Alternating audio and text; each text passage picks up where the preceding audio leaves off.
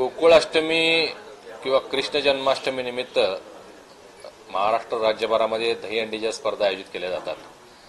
धनंजय माडिक युवा शक्तीची दहीहंडी सुद्धा पश्चिम महाराष्ट्रामध्ये सर्वात प्रसिद्ध, सर्वात मानाची आणि मोठी दहीहंडी मानली जाते. यावर्षी या स्पर्धा 24 ऑगस्ट रोजी ऐतिहासिक दसरा चौकामध्ये या संपन्न होणार आहेत. पहिलं बक्षीस 3 लाख रुपये आहे.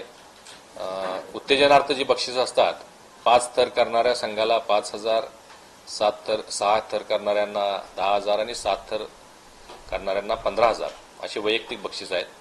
या सगळ्या स्पर्धेचं अतिशय तांत्रिकदृष्ट्या नेटकं नियोजन केलं जातं. सर्व सेफ्टी फीचर्स सांभाळून आमचे समित हिल रायडरचे सगळी टीम असते, ज्याच्या माध्यमातून गोविंदांची सगळी काळजी घेतली जाते. ॲम्ब्युलन्सेसची व्यवस्था असते. खूप चांगल्या पद्धतीत रोषणाई असते त्या ठिकाणी. सार्थक क्रिएशनच्या वतीनं वेगवेगळे नृत्याविष्कार असतात आणि श्रीमंत नावाचा एक मोठा प्रसिद्ध ढोल ताशा आहे, त्यांचीही गर्जना असते. साधारण 15 ते 20 संघ यावर्षी या स्पर्धेला सहभागी होतील असं अपेक्षा आहे. लोकांचं अट्रॅक्शन प्रत्येक वर्षी दरवर्षी वाढत चाललेले आहे, गर्दी वाढत चाललेली आहे. त्या पद्धतीनं लोकांची व्यवस्था आम्ही करत असतो. महिलांची व्यवस्था आहे, सेफ्टी व्यवस्था आहे, ॲम्ब्युलन्सची व्यवस्था असते. सर्व येणाऱ्या संघाची गोविंदांना जेवणाची व्यवस्था असते.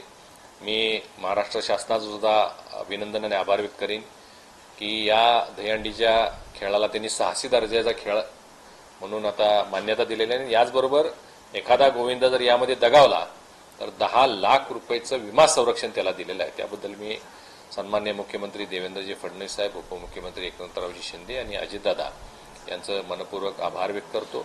आणि मोठ्या संख्येनं या 24 तारखेच्या होणाऱ्या युवा शक्तीच्या दहीहंडीला लोकांनी सहभागी व्हावं अशा पद्धतीचं आवाहन करतो. धन्यवाद.